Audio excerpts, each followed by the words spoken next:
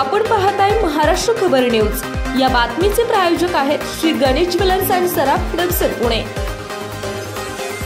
अकोला जिल्ह्यातून एक खळबळजनक बातमी समोर आली आहे। यामध्ये दिल्लीतल्या एका 26 वर्षीय तरुणीची हत्या करण्यात आली आहे। अकोला जिल्ह्यातील मूर्तिजापूर शहरातील प्रतीक नगरामध्ये हा हत्येचा थरार घडलाय। सोबत राहणाऱ्या तिच्या मित्रानेच हा खून केल्याचा संशय मूर्तिजापूर पोलिसांकडून व्यक्त केलाय।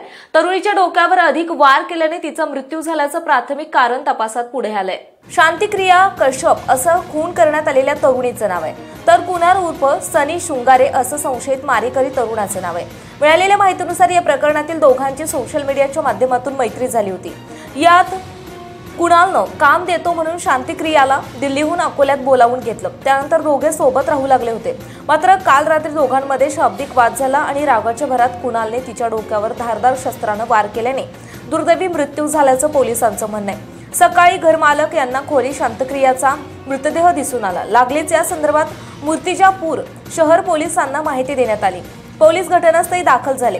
सद्यस्थितीत पंचनामा करून मृतदेह वैद्यकीय तपासणीसाठी अकोला शासकीय रुग्णालयात पाठवण्यात आलाय। कुणालच्या शोधकार्य पोलिसांच्या स्थानिक शाखेचे पथक आणि स्थानिक पोलिसांचे विविध पथक रवाना झाले आहे। अकोल्यात या हत्येच्या घटनेने मात्र मोठी खळबळ उडाली। आपण पाहताय महाराष्ट्र खबर न्यूज। या बातमीचे प्रायोजक आहेत श्री गणेश ज्वेलर्स अँड सराफ दक्षिण पुणे।